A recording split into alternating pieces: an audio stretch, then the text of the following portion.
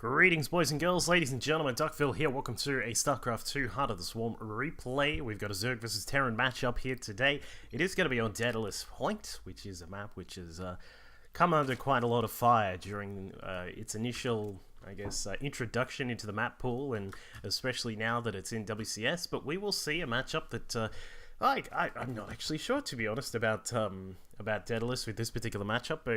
It's sort of been mostly the Protoss who, of course, have been talking about it. I've had a little bit of an experience myself on this map, but we'll see how it goes in Zerg versus Terran with these two very high-quality players over here. This is on the NA server down at the bottom right, as our red Zerg player here for Team TTC, the Seed Academy squad, as a part of Root Gaming. It is Mightykiwi.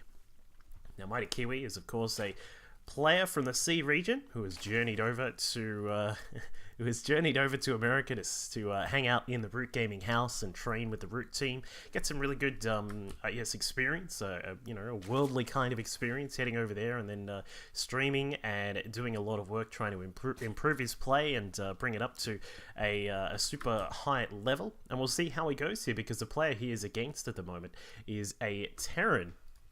As a part of Clarity Gaming, it is Sterling. And Sterling is, he's been around for a little while now, and I think one of the big things about Sterling that everyone really appreciates, especially as a Terran, which is a bit of an endangered species as of late, is that he streams quite a lot, and also when he's streaming, he has really in-depth commentary when he's playing, just, going through what he's thinking, what he's about to do, why he's doing it, things that could occur after this kind of thing happens, and all that kind of stuff. So if you do want to get some good insight on a Terran play at a high level, go and check out Sterling's stream. His teammate Elhaim, who of course I do have a couple of casts of on the channel, is also a very good Terran streamer as well, which it's funny, both the Clarity Terran players there do really well when it comes to streaming, so go and check them out. But Sterling's going to open up today with a CC first, followed up by the Racks. We've got the gas coming along. Nice standard build. It's interesting to see this one on Daedalus. Of course, the thing is that with this particular map, we do have a large issue here at the ramp. And the issue itself is the width of the ramp. Look at all of that. There is so much space to run up and down in with speedlings and things like that, that it can cause all sorts of trouble. So for Zerg players, it was often seen that this map is going to be a Zerg haven. And it's not only just because of the fact that there is a very wide natural ramp, and well, it's not just the ramp, the actual layout of the natural is quite I guess we'll call it intriguing for now, because you'll have your CC there. Normally you would want to set up a racks or some sort of wall in that formation there, but that still leaves a little bit of space for some units to poke at the bottom buildings there. They can also still run down the back if you haven't walled that off properly, and it can cause all sorts of troubles. But not only that, is that the third base is also it has quite a lot of surface area. It kind of reminds me of Zelnaga Caverns in a way, in that you'll have your natural, but then there's your third base, but then there's still lots of space to come into, not to mention from a high ground position as well, which is generally nicely hidden. There's a couple of Zelnaga watchtowers through the middle of the map, or through the middle edges of the map here, that provide a little bit of vision. But the key focus of this map, especially during the start and partway through the middle of the game, is this natural base. Is the Zerg going to try and take advantage of the fact that there's a lot of space to defend, or are they going to try and metagame you and just figure out that you're going to try and play defensively, so they'll play very aggressively economically?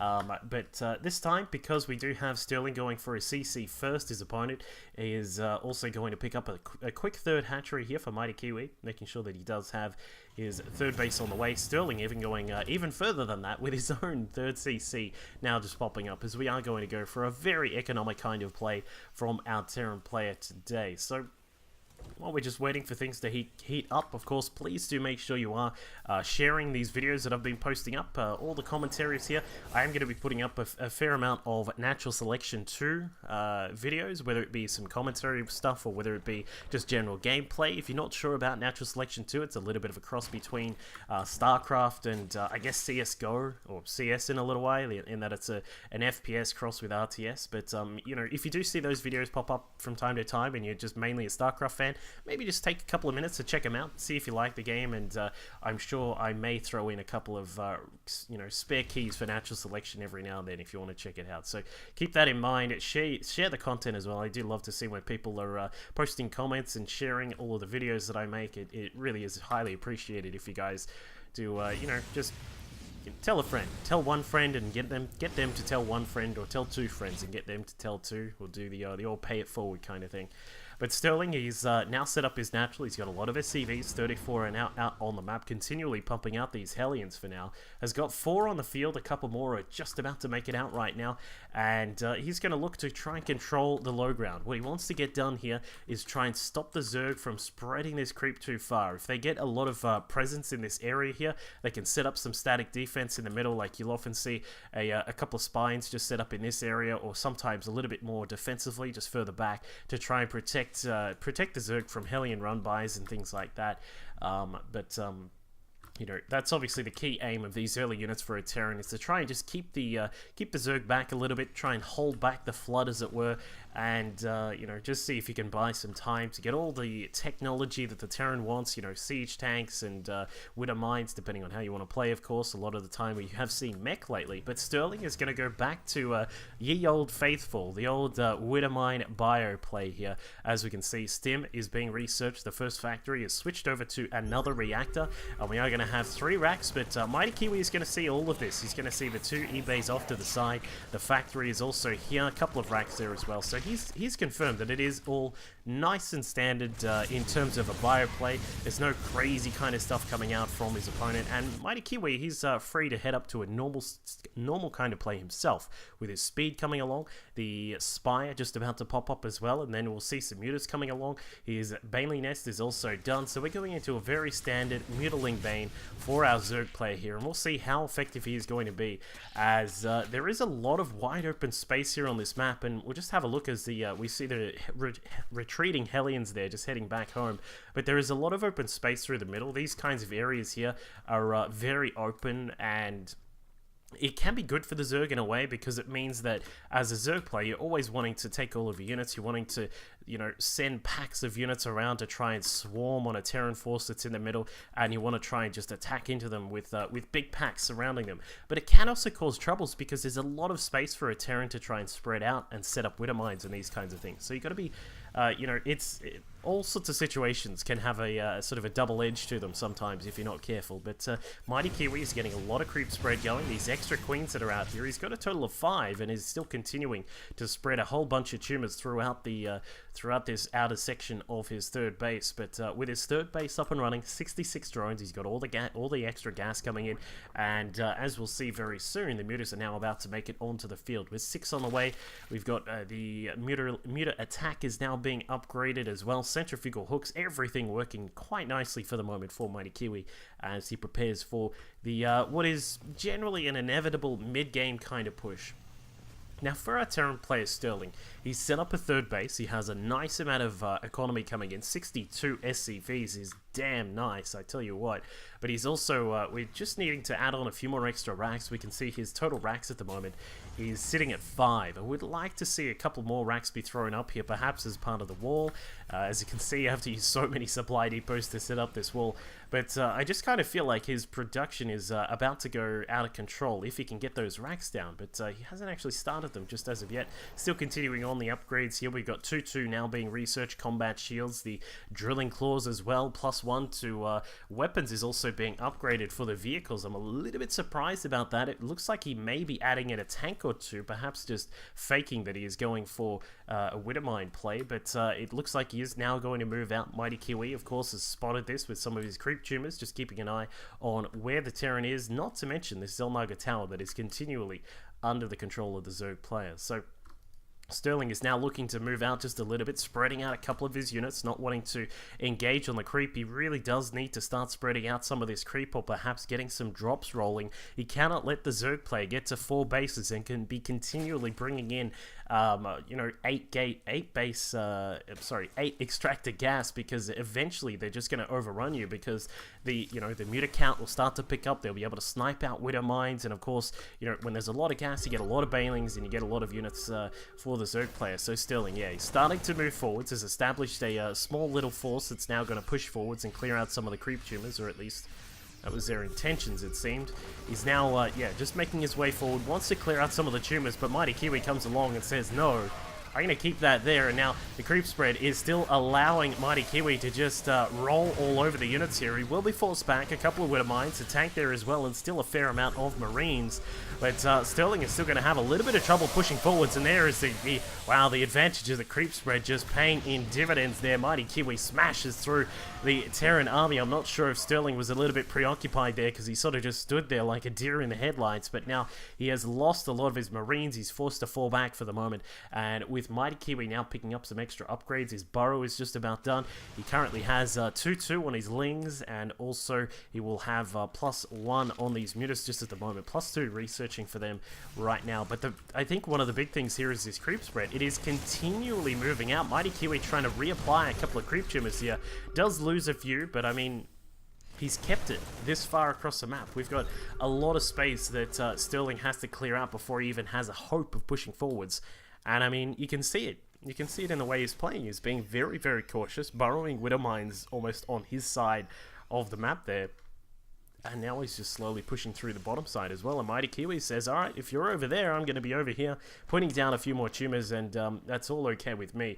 So it looks like our Zerg player is now starting to mass up. We've got a lot of mutas now about to clump up and head towards this big force, and now sweeping in from the backside. The creep allowing him a ridiculous amount of mobility there. The Lings and the Bane sweeping forwards, and that wow, I mean, that could be it right there. I mean, Mightykiwi has just cleared out everything there. Sterling scrambling to get some units out. 13 Marines are on the way. He was looking to get his 3-3 as well, but the mutas are now going to go to town on the rest of the structures down here at the natural and the third base. The Lings doing a lot of work. The Banelings also rolling forwards, looking to take out a couple of SCVs, but does not get a huge amount. There's still 61 on the field, but I mean, when the Zerg player has 4 bases up, I would assume that Mightykiwi will look to grab a 5th very soon. He is going to be in a very comfortable position. And look at this again. The creep spread again is starting to just slowly push forwards, encroaching on the natural base of his Terran opponent. And it's not as if this is a tiny map. This is a little bit smaller than some of the other maps that we do have on ladder at the moment, but it's still quite a ways across. I mean, it's impressive stuff there from Mightykiwi. But now, as we can see, a Baneling landmine is prepared. Is Mightykiwi going to catch this in time? It looks like he is. He's got his finger on the trigger. He's ready for it right now. Will we see this one catch a huge group of those Marines? A split coming forward. Looks like Mightykiwi just trying to lure some of the units. In fact, one of the Marines, an unfortunate fellow there, was stuck on top of the Baneling landmine, and Sterling is looking to push forwards. But again, a large mass up of units here from Mightykiwi. Lots of Lings. We've got a fair amount of Banelings. I'm surprised there aren't a little bit more than that, but not to worry. He's got all the upgrades in the world on the way. +3 to air weapons, 3-3 on the ground. Adrenal glands, his Ultralisk Cavern is also finished up, and Sterling is making what... I don't know, this could be a very all-in kind of push, because when you're starting to move across creep this far, it really becomes an all-in kind of maneuver unless you're very careful. But Sterling is attempting to be as careful as he can, clearing out some of the creep tumors. We can see some of the space that's been created here, but there are still other tumors that are in the path there. So Sterling is going to have a really hard time getting into position to be able to push forwards from here. It looks as if Mightykiwi losing a couple of his Lings, but is trading some of those Marines there. We've got more forces off to the side, just preparing a large surround there. Widow mines burrowing in, the Banelings just crashing through, regardless of what they can see in their path. They now just storm on through. It looks as if Mightykiwi could be in a little bit of strife, as the Marines and the Thors are now pushing forwards, but the Ultras have come along. Banelings from the back. What is Sterling going to do? Needs some magnificent splits, but it is not enough. Loses so many of his Marines. The Muta's now cleaning all sorts of things up on the backside, and I mean, with the Ultras also, they're clearing up all those units on the ground. It looks as if Sterling is going to have to fall back for now. Just that creep spread has just been magnificent in providing Mightykiwi with the vision and with the mobility on the ground that he really needed to make this work. And This has worked out beautifully for him. His 5th base is on the way. Chitin is plating 3-3, and the +3 to air weapons is all just about done. All, as we said, all the upgrades in the world for our Zerg player. Sterling still continuing to clear out creep on his side of the map. He's now just finally disposed of some of it. Down on the bottom edge of the map, also finds a queen up the top. Does find a lot of tumors here as well. And Sterling with his 3-3, these Marines are now very efficient, but I would really like to see a couple of drops, and I know, and there you go. Okay, so he's going to load up and go for some drops, but I mean, it's been difficult for him to try and get some drops rolling just purely because of the vision that Mightykiwi has. The very mobile presence of Lings, Banes, and Mutas up in the air as well has given Mightykiwi a really formidable position to be in at the start of this game. In fact, moves forwards before the mines can burrow. We do have a few Marauders being thrown in the mix, but it looks like it's a little bit too little too late. Sterling with some beautiful splits, just trying to retreat there, but unfortunately it is just not enough. The Ultra's coming forwards, Muta's doing a lot of damage, Ling's also there as well, and I think that may be the end of Sterling. His supply drops down to 114 against the 195 of his opponent. Mightykiwi just massing up some more units. 44 Zerglings are now on the way. Mutas, Ultras, and Lings are now the unit mixture of choice here for our seed team player. GG, well played. A nice creep spread. Very, very well managed there from Sterling. Great stuff. Really, really excellent work on the creep spread there from Mightykiwi. Hope you all enjoyed the match. I'll catch you all next time. Here, as you can see, 47 damage to bio units and then the 34 damage against other standard targets. His storms have also been wonderful, just spreading them out across the battlefield, doing really, really nicely there. And for minigun, he's been sticking with a much more